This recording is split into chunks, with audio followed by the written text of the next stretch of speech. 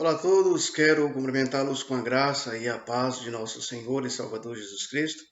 Eu quero convidar você nesse dia a refletir comigo em Marcos, capítulo número 2, versos 16 e 17, onde a palavra de Deus diz assim: Os escribas dos fariseus, vendo comer em companhia dos pecadores e publicanos, perguntaram aos discípulos dele: Por que come e bebe ele com os publicanos e pecadores?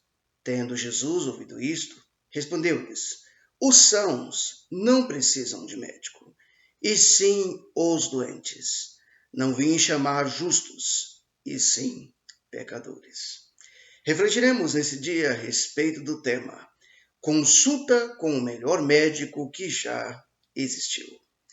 É interessante o que podemos aprender nessa passagem, onde a mesa reúne médicos, pacientes e aqueles que vivem a constante prática da acusação. A Bíblia não nos fornece detalhes se Levi era um homem honesto, apesar de a maioria dos coletores de impostos viver de forma corrupta. Mas o simples fato de trabalhar com Herodes Antipas e para os romanos já era o suficiente para acabar com a reputação dele entre os judeus zelosos de sua época.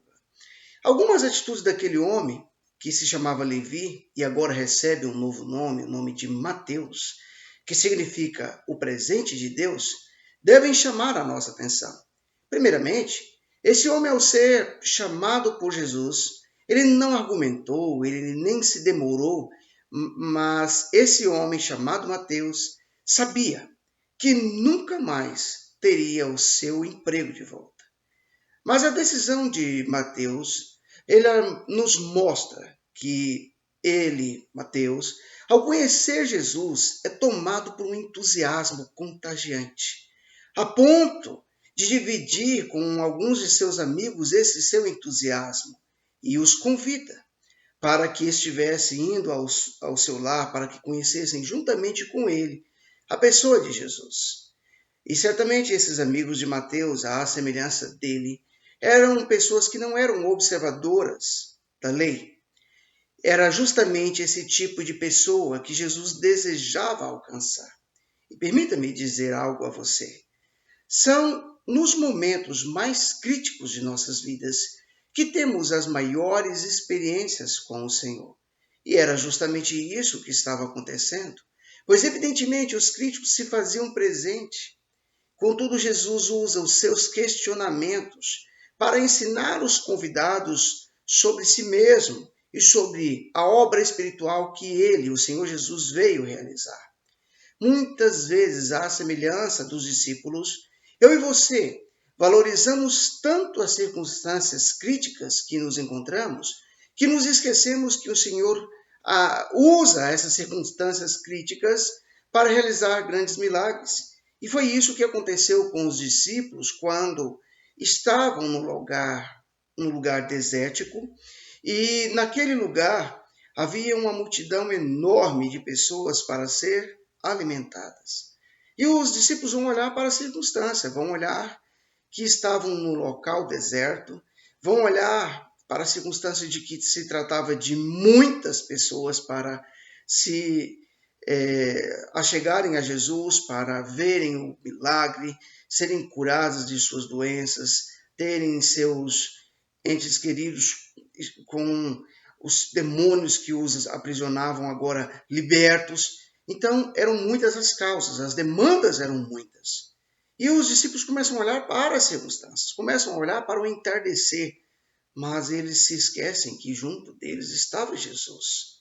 E Jesus, ao olhar para aquela situação, Jesus, então, ele vai questionar os discípulos, vai levá-los a compreender que certas situações que acontecem nas nossas vidas é simplesmente a situação que vai engrandecer o nome de Deus, vai fazer com que o nosso Deus se torne conhecido pelos seus muitos milagres, pelo seu operar, pelo seu curar, pela aproximação que ele faz das pessoas. E é isso que eu e você podemos ver no Evangelho de Marcos, capítulo de número 8, versos 4 a 8, que diz assim: Mas os seus discípulos lhe responderam: De onde poderá alguém fartá-los de pão nesse deserto? E Jesus lhes perguntou: quantos pães tens? Responderam eles: 7. Ordenou ao povo que se assentasse no chão. E tomando os 7 pães, partiu-os, após ter dado graças, e os deu aos seus discípulos, para que estes os distribuíssem, repartindo entre o povo. Tinham também alguns peixinhos, e abençoando-os, mandou que estes igualmente fossem distribuídos. Comeram e se fartaram, e dos pedaços restantes recolheram 7 cestos. Ao olhar para a passagem que nós estamos refletindo, a nossa passagem base, que é o Evangelho de Marcos, eu e você percebemos que os amigos de Mateus eram pacientes que precisavam de médico. E Jesus era esse médico. O pecado pode ser comparado a uma doença, assim como o perdão, comparado à restauração da saúde.